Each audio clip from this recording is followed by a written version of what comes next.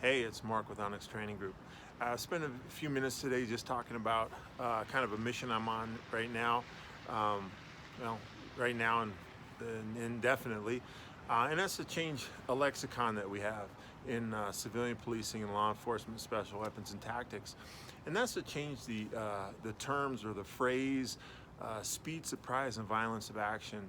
The reason I think it needs to be changed is because it no longer, for the majority of what we do in special weapons operations, it just doesn't really denote what needs to happen.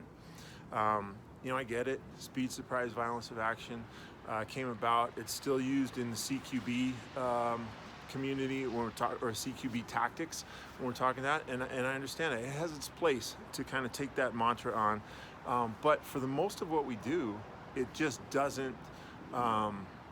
It doesn't support what needs to happen in a given situation. And let me explain what I'm talking about. My whole thing is to replace speed, surprise, and violence of action with the terms mission-based movement, tactical dilemmas, and purposeful action. And here's why it's different. When we talk about speed, right? Since we're little kids, from the time speed means fast, right? We never use the word speed to say slow down. We always use speed. You need speed. So what does that denote and what does that connote? What do we think of? What does that imply to us? Well, it implies we need to be faster. Please, I'm going too slow, I gotta speed up. Maybe that's not what we need to do in a tactical situation, right? Maybe we do need to go slow. When we slow things down, when we move slower, we increase our decision-making time, right? We increase our opportunity to make good decisions. We train and we prepare so that if we need to use force, lethal force or whatever, that we're ready to do it and we can do it quickly and effectively, no doubt, okay? But the big thing for us in law enforcement, special weapons, is that decision making. It's like I say when I teach, the shooting one's easy. It's the decision to not shoot that we need to prepare ourselves and give ourselves enough opportunity to do that and make good decisions in that way. So that's what I'm saying, mission-based movement. What are we doing? What's the situation we're in? So what's our mission, right? If our mission is to locate a suspect hiding inside of a place that might be armed, do we want to have speed or do we want to use tools and go really slow, locate that suspect before we confront that person so that we can motivate them to surrender, okay? So or if we're doing a warrant, a high-risk warrant, do we want to move quickly through the house to rescue dope or to prevent somebody from destroying dope? Great. Well, let's do something else. Let's consume the structure from the outside.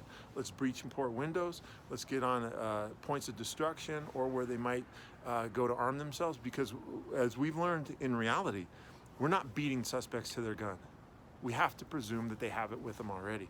So what are we doing to defeat them? One, let them realize that it is the police that are hitting their house, and two, that they should not arm themselves against us. It would be a wrong move to do, right?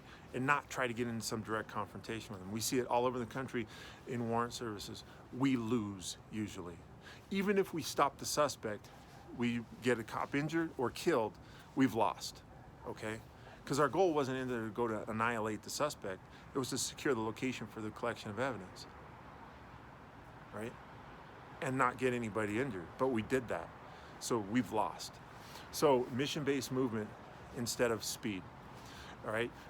Surprise. When we talk about surprise, who usually gets surprised? The police, right? If we're going in on somebody who's an armed barricaded suspect, they know we're outside because we've set up the deal and tried to get them to come out. Now we're going in to look for them, so they know we're coming. They just may not know where we are exactly. Secondly, high-risk warrant. Knock and announce. Now you say, well, we do no-knocks. Why do you do no-knocks? We're going to surprise the person. How are you surprising the person? What do they think is what can they think is happening? The worst case scenario is they think they're getting ripped off by another drug dealer and they end up shooting a cop. We see it all the time. So who got surprised? The police, right? Usually, if we serve a warrant, the only people getting surprised are us. So why don't we slow it down? Take it slow, right? Let the person catch up to us in the processing of the information. Let them catch up that it's not a drug ripoff, it's the police, right? So we don't need to try to surprise anybody because usually it's only the police getting surprised. right? So tactical dilemmas, what do? Like I said, we create tactical dilemmas for that suspect so that they can't process the information in order to resist us, right? The OODA loop: observe, orient, decide, act. We want that person to stay in the observation phase. So how do we do that? Well, we do a contain and call out. Get out there, hey, it's police department, come on out. They give up. Or we do a breach and hold, or we do some porting of other windows, distraction device to the other side of the house. We're on the one side, we throw a distraction device to a 2-3 corner or the 3-4 corner or whatever. We breach a window on the 4th side. We create tactical dilemmas for that suspect inside. They think that the problem is much larger than they can handle. They stop down, we motivate them to give up and surrender, correct? All right, so last one, violence of action. Violence, what does that mean? Violence, that means doing damage to somebody, harming somebody else, killing them, whatever. But is that what we need to do? Well, it depends on the situation. When we're looking for a suspect, again, go back to a barricade situation. We're looking for the suspect. We're not necessarily trying to kill them. We're trying to locate them. We're trying to get them to surrender. So to say violence, why are we going to be violent? Maybe that's not the right answer. High-risk warrant, same thing. Why are we going to be violent? We're securing the location for the collection of evidence by detectives in the furtherance of this case that's going on. There's no, predetermination that we have to be violent. So when we use that, though, we say violence of action, we're now already putting in our mind that we're going to go in there and we're going to be violent. And we're going to be more aggressive, and we're going to be, we're going to take the fight to them. But it's not a fight. That's just it. There's no fight. So purposeful action. We're going to take the action that's necessary for success in this event, all right? That doesn't mean violence. It could include violence, but we're not saying we're immediately putting ourselves and predisposing ourselves to consider violence or think about violence or plan on violence, all right? We're saying purposeful action. We're there for a purpose. How do our actions support that purpose, okay?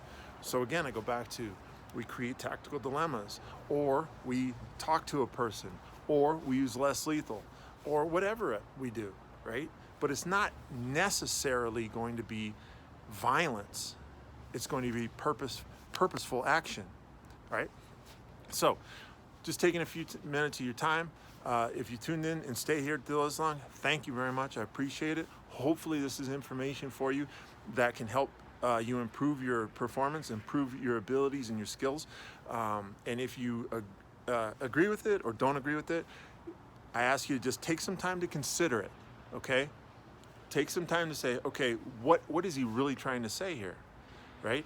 I'm not saying that speed, surprise, and violence of action don't work into the plan sometimes. I'm saying that we need to have something to start out with that is a little more comprehensive, a little more all-encompassing. And that's why I say it's mission-based movement. What's our mission?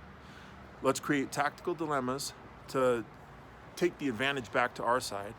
And let's use purposeful action to have the greatest amount of success in the mission that we're engaged in, okay?